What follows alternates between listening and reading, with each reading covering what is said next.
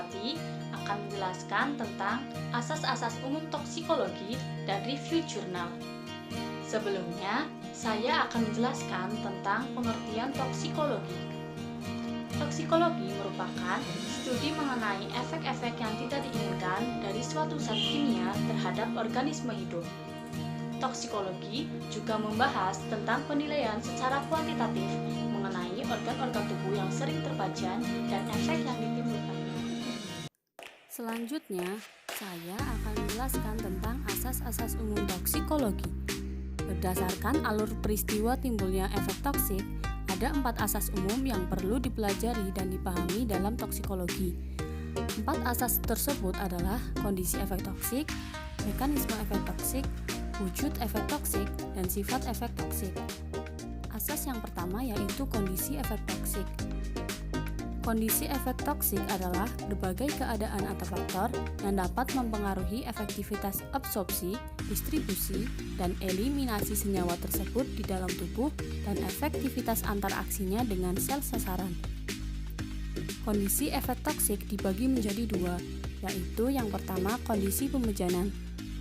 Kondisi pemejanan yang mempengaruhi efek toksik adalah jenis, jalur, lama, kekerapan, waktu, dan takaran pemejanan. Yang kedua yaitu kondisi makhluk hidup. Kondisi makhluk hidup adalah keadaan fisiologi dan patologi yang dapat mempengaruhi ketersediaan racun pada sel sasaran. Kondisi fisiologis makhluk hidup yang berpengaruh terhadap efek toksik adalah berat badan, usia, suhu tubuh, kecepatan pengosongan lambung, jenis kelamin, irama sikardian, dan irama diurnal. Keadaan patologis meliputi sejumlah penyakit, diantaranya penyakit saluran cerna, kardiovaskuler, hati, dan ginjal. Selanjutnya, asas yang kedua yaitu mekanisme efek toksik. Mekanisme aksi toksik suatu zat beracun berguna untuk mengetahui penyebab timbulnya keracunan yang berkaitan dengan wujud dan sifat efek toksik yang terjadi. Mekanisme aksi toksik racun dapat digolongkan menjadi 3, yaitu berdasarkan sifat dan tempat kejadian, sifat antaraksi antara racun dan tempat aksinya, serta resiko penumpukan racun di dalam gudang penyimpanan tubuh. Mekanisme aksi berdasar sifat dan tempat kejadian secara patologi dapat dibagi menjadi 2, yaitu mekanisme luka intrasel dan ekstrasel. Mekanisme luka intrasel adalah luka yang diawali oleh aksi racun pada tempat aksinya di dalam sel, sehingga mekanisme ini sering disebut mekanisme langsung atau primer. Tempat aksinya meliputi membran sel atau lipid, protein, reseptor, inti sel atau DNA, sitosol, mitokondria atau produk energi, dan retikulum endoplasma. Sedangkan mekanisme luka ekstrasel terjadi secara tidak langsung karena racun beraksi di lingkungan luar sel. Mekanisme ini disebut juga mekanisme tak langsung atau sekunder. Lingkungan luar berpengaruh terhadap kelangsungan hidup sel. Keberadaan zat kimia di lingkungan sel dapat mengganggu aktivitas yang dapat menimbulkan perubahan struktur dan fungsi sel. Asas yang ketiga yaitu wujud efek toksik. Wujud efek toksik suatu racun dapat berwujud perubahan biokimia, fisiologi, dan struktural.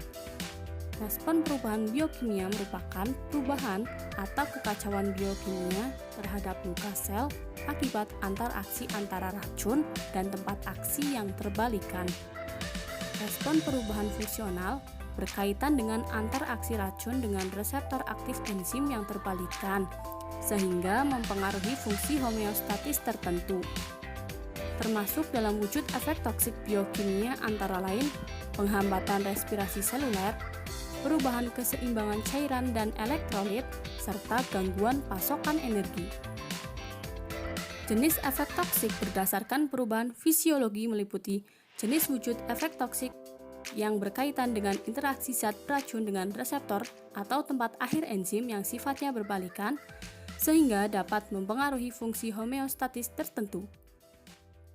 Yang termasuk dalam jenis wujud efek toksik fisiologi ini diantaranya yaitu anoksia, gangguan pernafasan, gangguan sistem saraf pusat, hipertensi atau hipotensi, hiperglikemik ataupun hipoglikemik, perubahan keseimbangan cairan atau elektrolit, serta perubahan kontraksi atau relaksasi otot. Selanjutnya yaitu respon perubahan struktural meliputi degenerasi, proliferasi, dan inflamasi. Perubahan degenerasi meliputi atrofi, akumulasi intrasel, serta nekrosis. Wujud efek toksik yang sama dapat memperantarai timbulnya gejala klinis ketoksikan yang berbeda pada tiap individu. Asas umum toksikologi selanjutnya yaitu sifat efek toksik. Terdapat dua jenis sifat efek toksik zat beracun, yakni terbalikan atau tak terbalikan. Ciri khas dari wujud efek toksik yang terbalikan meliputi yang pertama, bila kadar racun yang ada dalam tempat aksi atau reseptor tertentu telah habis, maka reseptor tersebut akan kembali ke semula. Yang kedua yaitu, efek toksik yang ditimbulkan akan cepat kembali normal.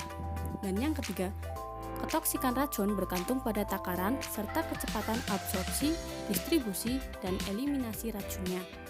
Sedangkan, ciri khas dari wujud efek toksik yang bersifat tak terbalikan meliputi kerusakan yang terjadi sifatnya menetap. Yang kedua, pemejanan berikutnya dengan racun akan menimbulkan kerusakan yang sifatnya sama sehingga memungkinkan terjadinya penumpukan efek toksik. Dan yang ketiga, pemejanan dengan takaran yang sangat kecil dalam jangka panjang akan menimbulkan efek toksik yang seefektif dengan yang ditimbulkan oleh pemejanan racun dengan toksikan besar dalam jangka panjang.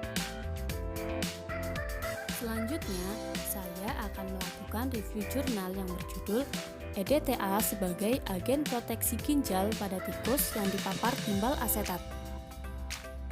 Abstraknya di sini menerangkan bahwa logam berat timbal atau plumbum adalah salah satu logam berat yang bersifat toksik, dan etilen diamin tetraasetik asid atau EDTA merupakan salah satu senyawa penghelat timbal.